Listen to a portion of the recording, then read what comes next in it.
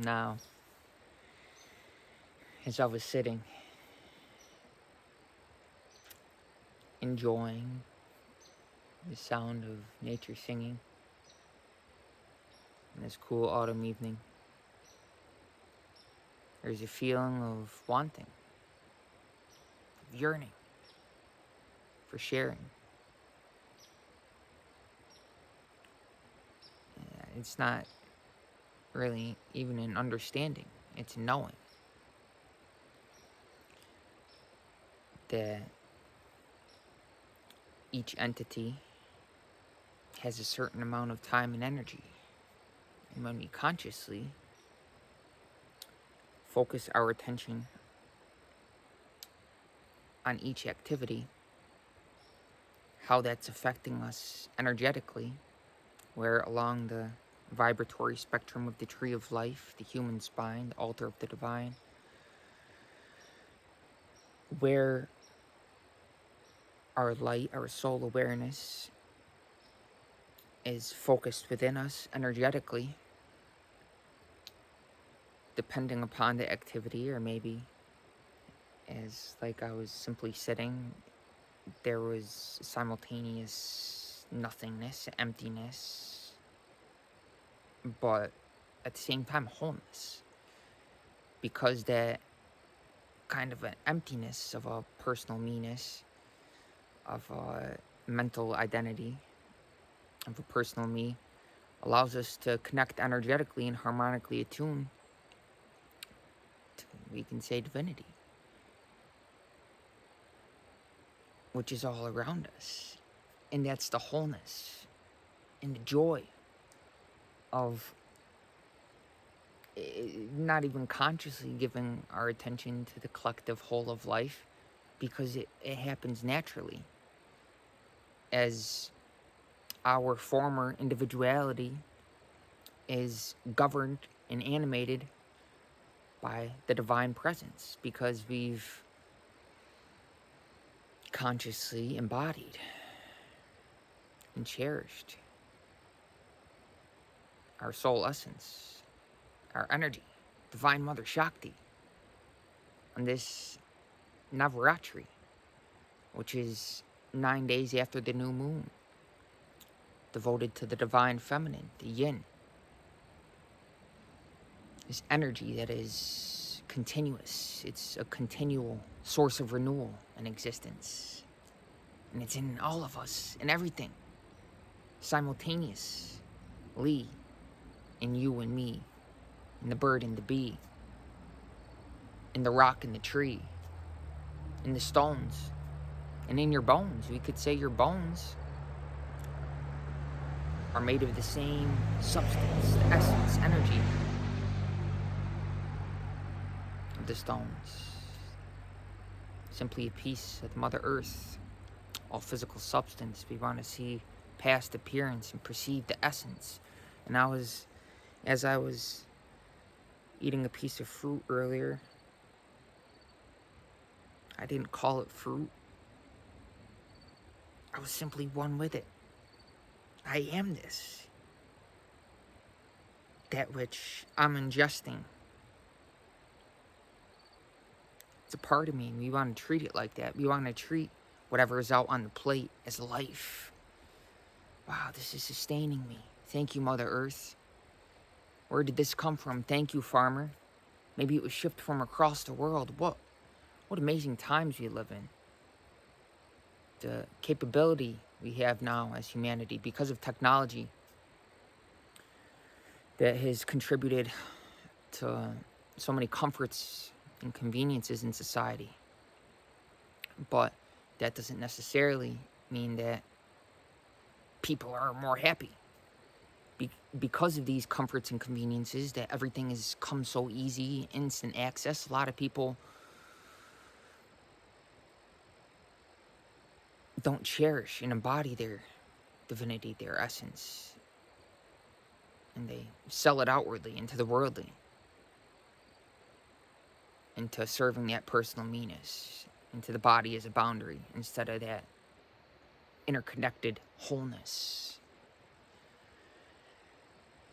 And I want to share this.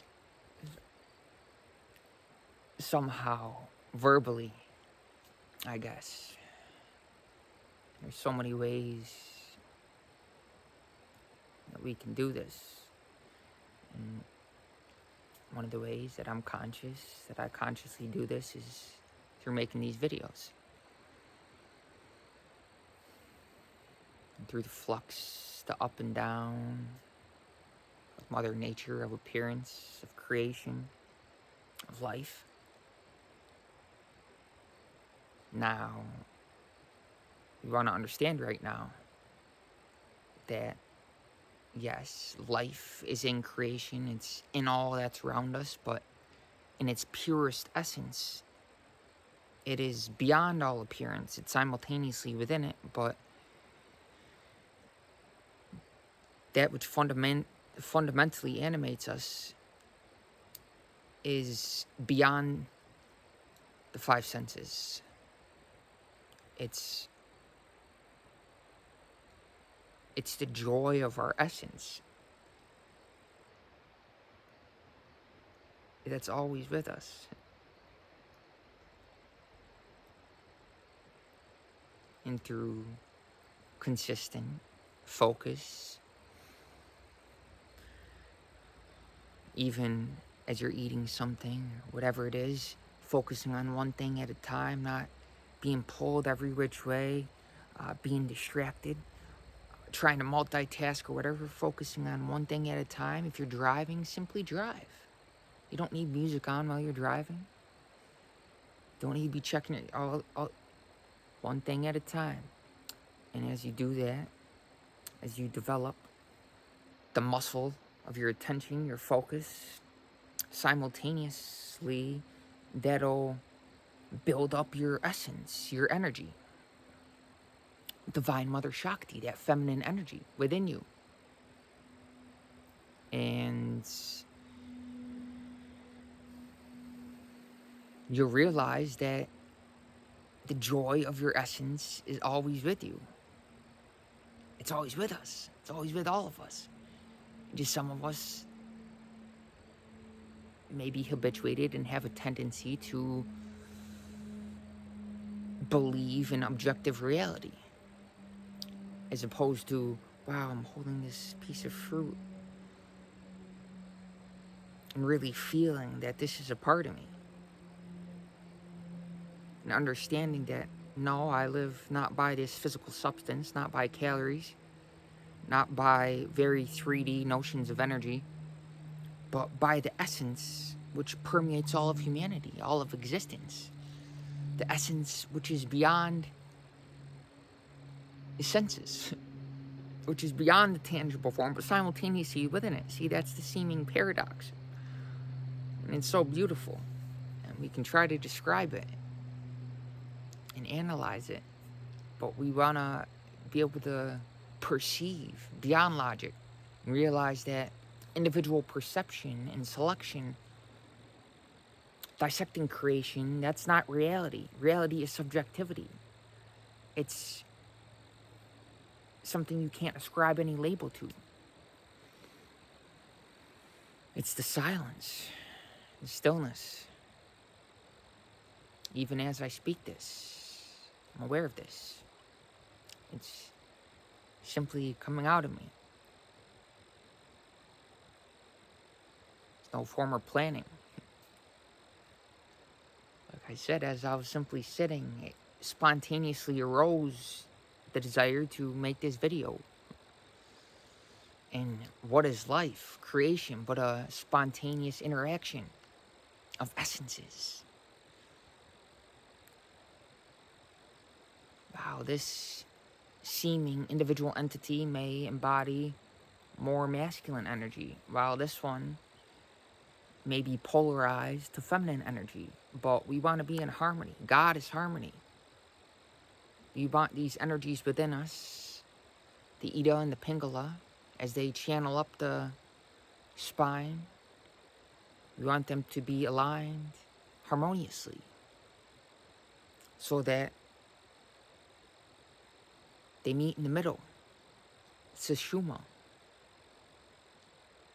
Because then we'll be in perfect serenity, tranquility, and equanimity, as we'll live harmoniously, and that'll be reflected outwardly, because fundamentally there is no difference between this subjectivity within me and that which is outside of me.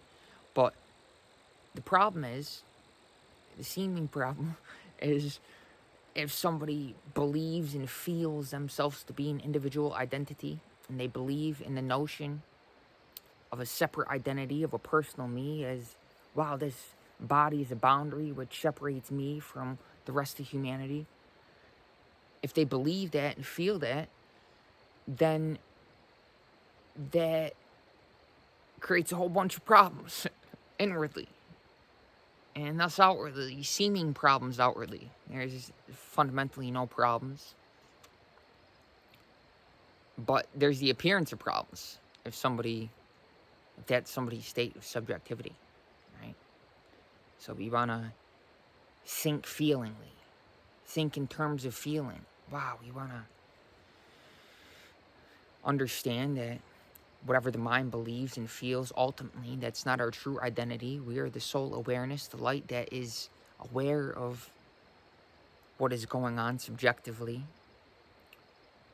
But the bridge, which allows us to transcend the notion of believing that we're a mind, an individual identity, that we're subject to the limitation of time. The bridge which allows us to get there is really feeling, and that's the heart. That's the middle way, right? The middle of the spine, the altar of the divine. Again, the middle of our energy centers, the chakras. And when we are in tune with our feeling self, and we think feelingly, we think from the heart, when there's brain-heart coherence, when there's no difference between what is felt and what is thought, that allows us to transcend the individual perception or selection of thinking that I'm a separate me.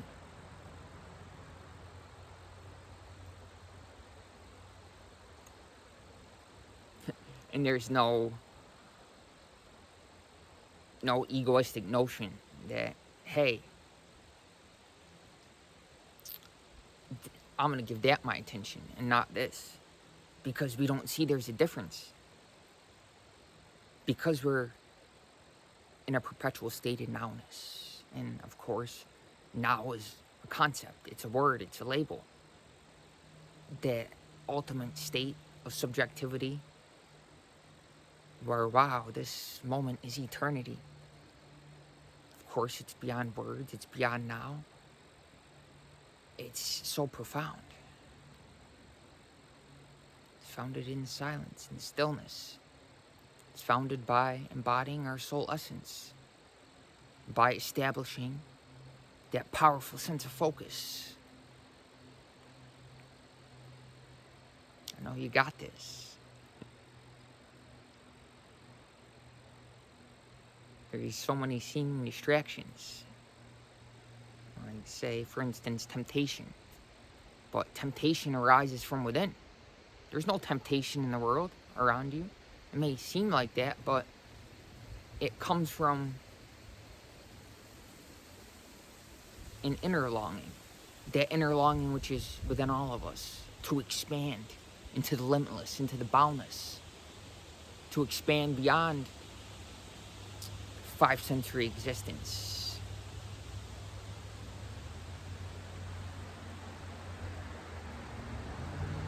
For ultimately, our true wealth is not money, it's the profoundness of experience, of inner experience. That's the same for all of us. One person may be rich, another person may be poor. It doesn't mean that this one's happy and that one's not. Right?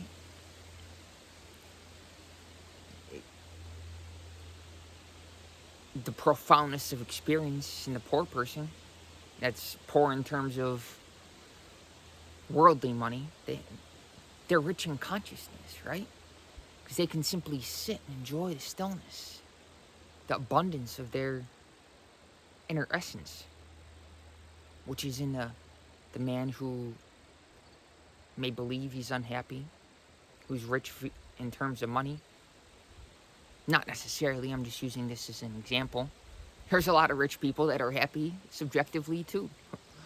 But I'm just saying it depends, right? Depends on one's inner experience and how profound this experience is. Really is dependent only upon our essence, not worldly appearance, not that which we gather outside of us, because that which we gather and accumulate, it can be ours. You can say, I have this, this is mine, but it can't be us. It can never be you. That which you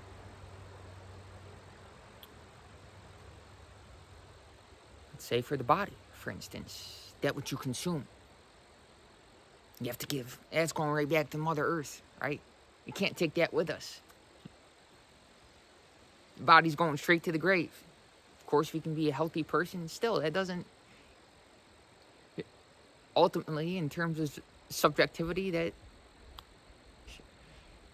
You could say it doesn't matter. It does matter because it's matter, right? But to be able to... The true wealth of experience, the profoundness of life, to be able to simply sit as if nothing matters.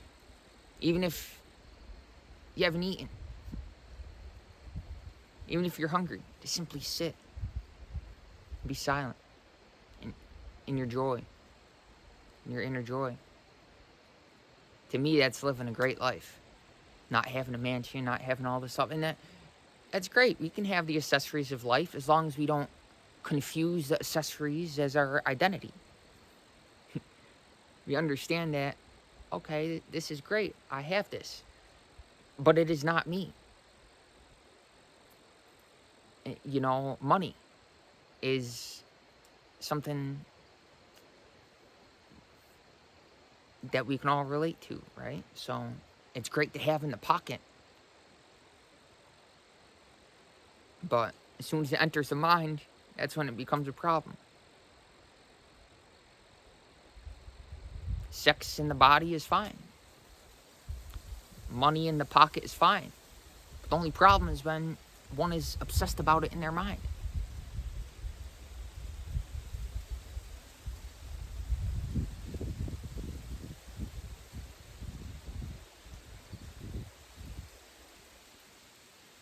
We all have desire. The question is the direction of the desire. We want to focus that desire inwardly.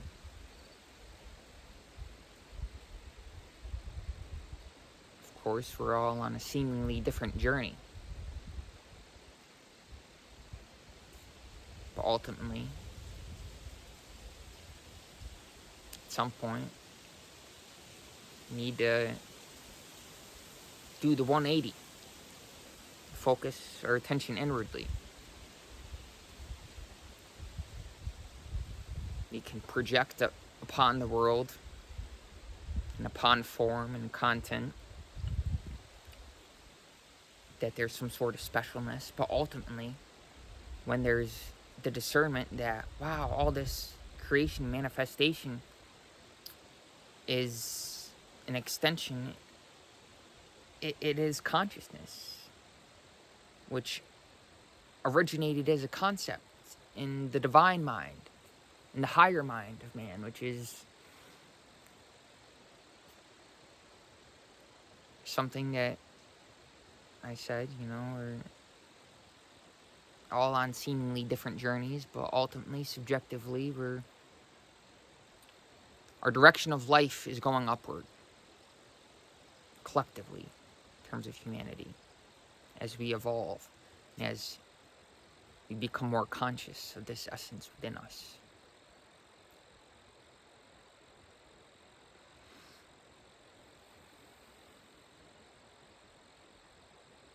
The life breath, the heart, each moment.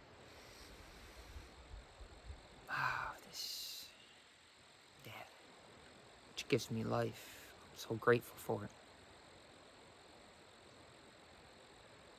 wherever I happen to be, whatever the circumstance, doesn't change the fact that this is eternity.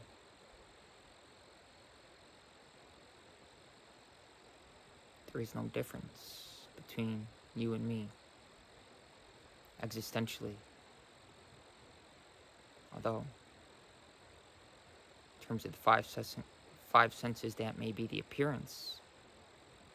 It doesn't have to be. You can open your eyes and feel that profound sense of connectivity. That, wow, I am all this that's around me. Because that's an emanation of your subjectivity. There is no difference. Because there's not excessive analysis. Picking apart creation. Perceiving that as distinct from this. And we can feel that connectedness and that wholeness and abundance and interconnectedness while simultaneously having discernment, that capability. That's what distinguishes us from the rest of creation in the animal kingdom. Although a lot of humans, you can say are like animals. That's just being honest. Say it with a smile, right? Yeah, what are the qualities of a monkey? Two main qualities, right? Unnecessary movement and imitation. A lot of people are just imitating that which is around them, society, and what they've been brought up to believe and programmed with, and unnecessary movement of, I gotta do this, and like being pulled in every which direction. That's why I say focus. One thing at a time, that's the key. Your attention. So powerful.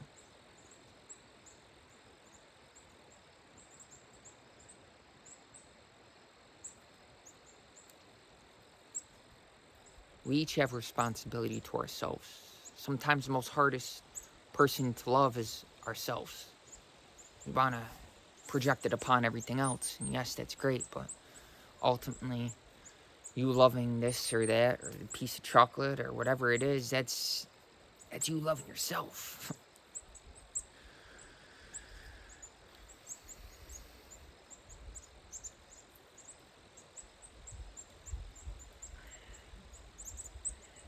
And I lost my train of thought. That's okay. Oh yeah, I was talking about monkeys. Monkeys, right? Monkeys are very expert at having sex. We could say a lot of humans are descendants of monkeys. Some of us may be descendants of lions. Cows.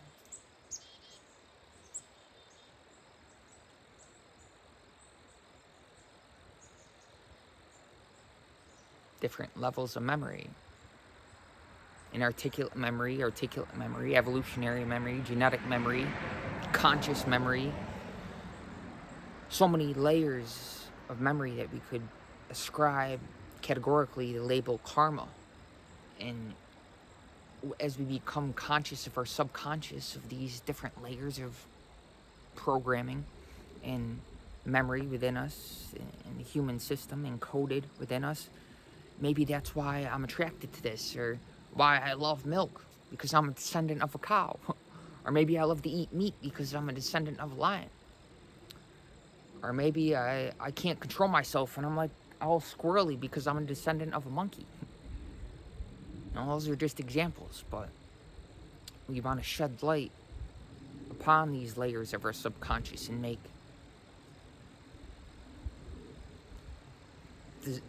it so there's no more subconscious, where the subconscious has become 100% conscious because we're super conscious, right? What did Carl Jung say? Something about, I'm not good at quoting verbatim because I try not to memorize. These videos are free flow. But Carl Jung saying something about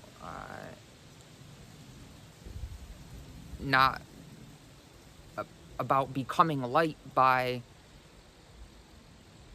shedding light upon the darkness. Not trying to remove the darkness, but shedding light upon, or something like that. I don't know. I'll go look it up.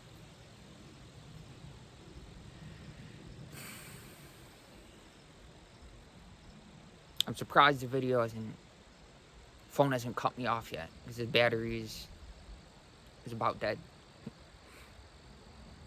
And I was gonna charge it more, and then I'm like, no, I'm in the flow. I just want to make the video now, and if it cuts me short, it is what it is. Just that simple acceptance. It is what it is. What is there right now is all there is. Allows us to enjoy that stillness. This stillness. Even as I speak this, and I seem to be, in terms of appearance, speaking. But it's coming from a subjective place, which is beyond all movement, right? Just a few simple notions, not just as thoughts, but to consciously remind ourselves throughout the day, if we're in that flux of nature.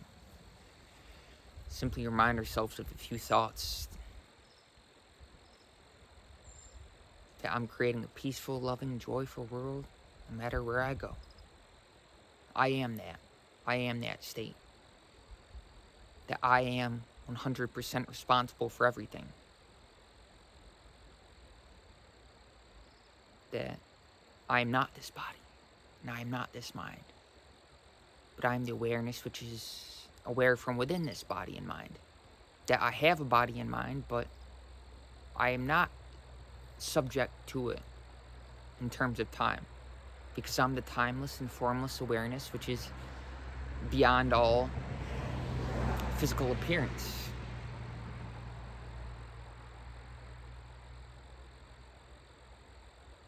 We want to understand the difference between what we can call mind and consciousness. There's a difference between my mind and your mind. But in terms of consciousness, there's no difference. That's the divine mind, right? Seeing everything as a oneness in terms of that simultaneous arising of consciousness, which is beyond all verbiage, of course. But it's fun to ascribe labels to it. It can be, I guess. Did it cut me short? No, it just says low battery.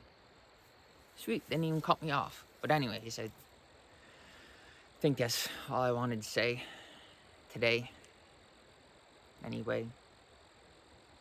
I said anyway twice, damn it. I'm just trying to rhyme. It comes automatic at this point, right? A certain amount of focus, attention into something as I write.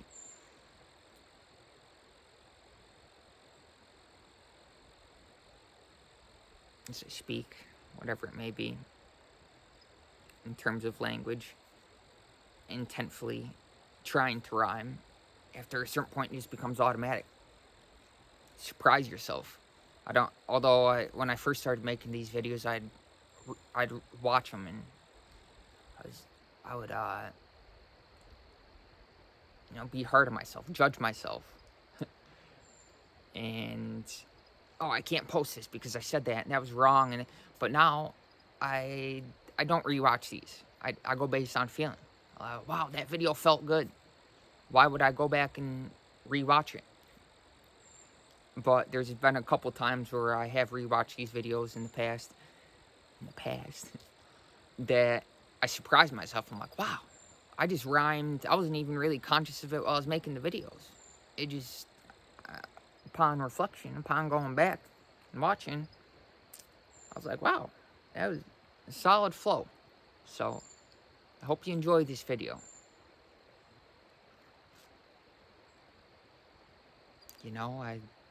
I make it for you, which I guess is making it for me simultaneously.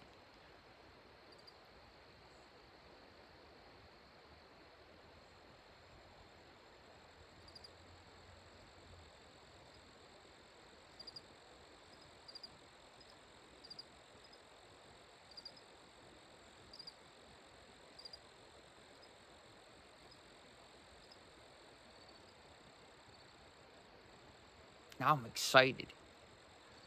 So I get to write the description on this video. There's times where you spend so much time simply sitting, whether it be watching the breath or enjoying the stillness. You can label it meditation, or like, wow, I'm looking forward to some activity. And yeah, looking forward to this activity writing its description. So I'm always surprised what comes out of me. And it's not, I don't take credit for it. It's like, you simply show up. Lord, express to me. And you'll surprise yourself. Simply make that commitment. Show up every day. Show up to your daily spiritual practice. Whether it be a guided meditation, or whether it be going to the gym, viewing the gym as sacred, whatever it is. Whatever your daily practice.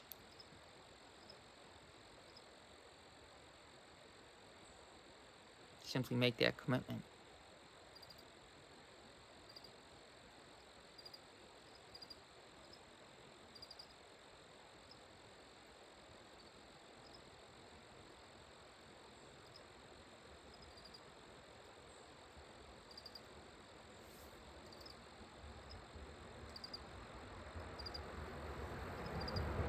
Sometimes I wonder what these cars think as they're driving by, because some of the activity, there's time I'm out here naked, and there's been times where people probably perceive me and, wow, this guy's, I'm doing, it's called Qigong, Chinese movements, where I'm doing all sorts of this stuff. And there's been times where I've been dancing out here just in the sunset in a state of joy, and or holding hand like this, conscious of the energy centers outside his physical structure, outside his physical form. Wow, the power of the hands. The divine flowing through our hands. All that we're making in this form of this creation. And then I'm just standing there like this. Or whatever it is. I'm sure some people probably like, wow, that dude's off his rocker. I mean, look at, as far as appearance too, like some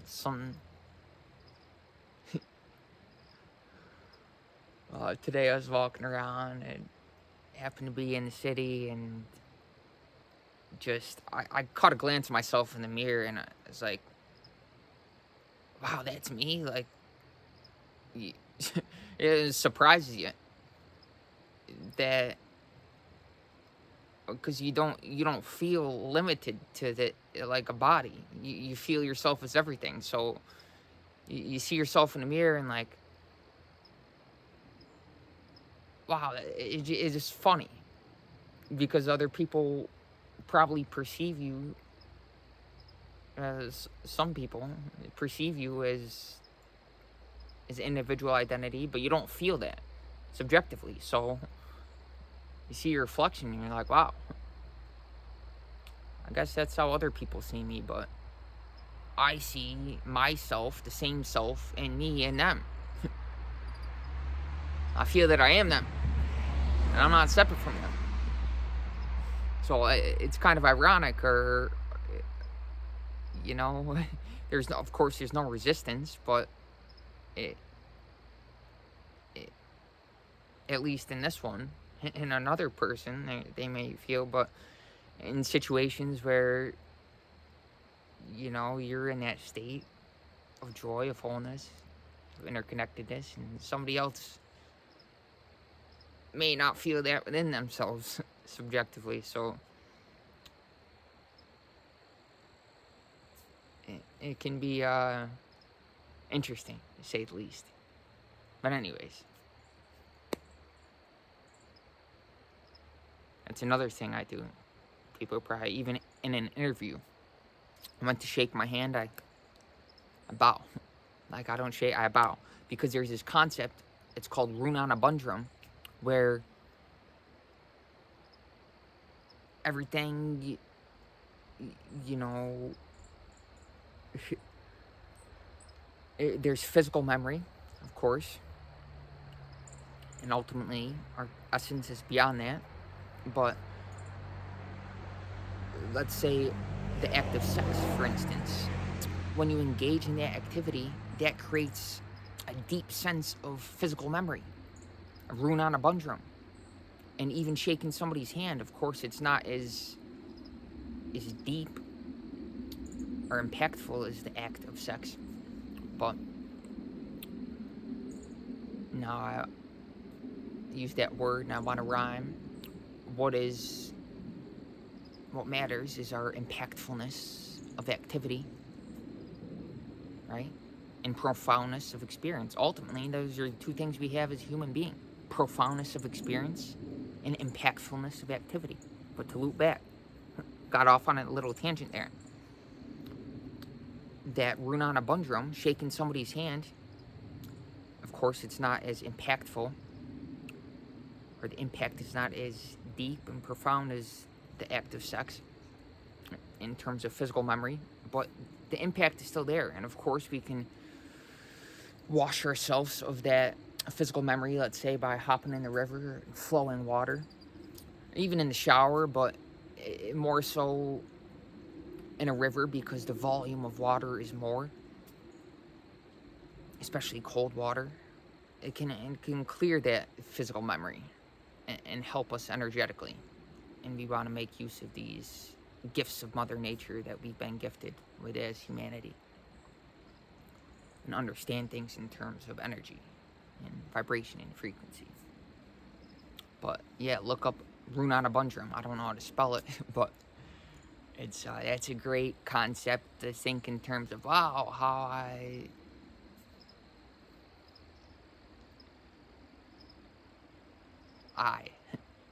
the same I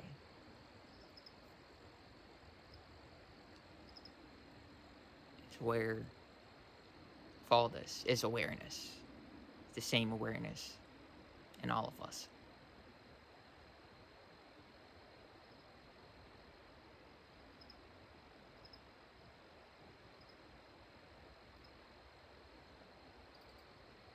All right, I'm going to stop this before I speak some more.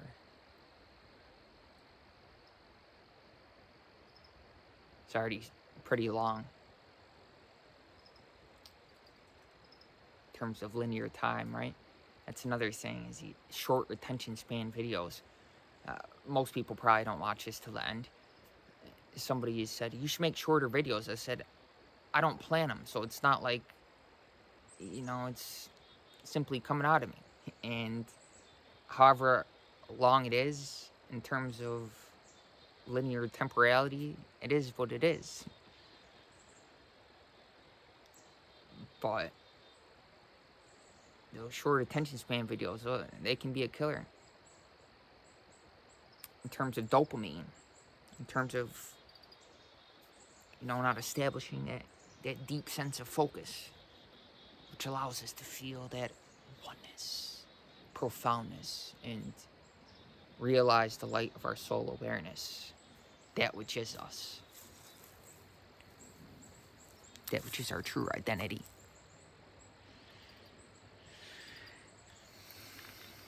The same light, self, in me, in thine eyes, thine physical eyes, is present within you.